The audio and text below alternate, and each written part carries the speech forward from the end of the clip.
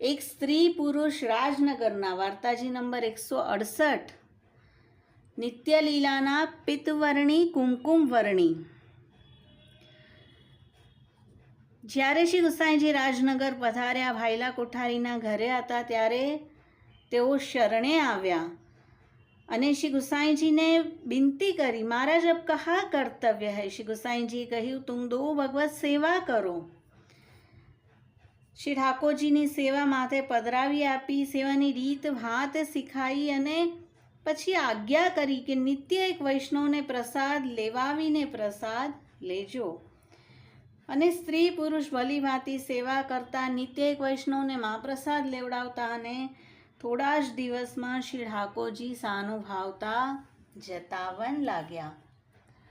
એકવાર તે વૈષ્ણવ પરદેશ ગયો. તેણે તેની સ્ત્રીને કહ્યું કે જે રીતે આપણે એક વૈષ્ણવને મહાપ્રસાદ લેવાવીએ છીએ તે રીતે હું અહીંયા ન હોઉં ત્યારે પણ તું મહાપ્રસાદ લેવડાવજે અને ગિનતી પણ રાખજે. વૈષ્ણવ પરદેશ ગયો, સ્ત્રી તે રીતે નિત્ય એક વૈષ્ણવને મહાપ્રસાદ લેવાવે અને નિત્ય એક પૈસા ધરી રાખે. એમ કરતાં કરતાં વરસ થઈ ગયું. તે પાછો આવ્યો, સ્ત્રીને પૂછ્યું તે કેટલા વૈષ્ણવને મહાપ્રસાદ લેવડાવ્યો. તેણે કહ્યું કે આ પૈસાને ગણી લ્યો.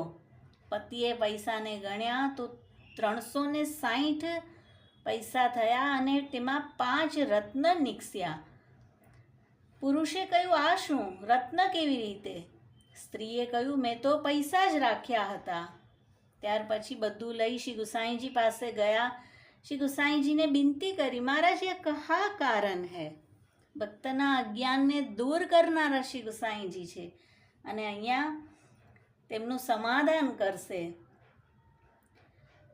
તો શ્રી ગુસાઈજીએ કહ્યું કે આ 5 ભગવદીય તાદ્રશી આવ્યા હતા, તેથી 5 રત્ન છે અને બાકીના વૈષ્ણવે તમારે ત્યાં મહાપ્રસાદ લીધો હતો. તો આ રીતે જે તેમને સંશય થયો તે શ્રી ગુસાઈજીએ સહજતાથી તેમનો દૂર કર્યો અને આપ આવું કરી રહ્યા છે કારણ કે આપ ભક્ત અજ્ઞાન વિદુત્તમઃ છે. ભક્તા જ્ઞાન વિદુત્તમાય નમઃ.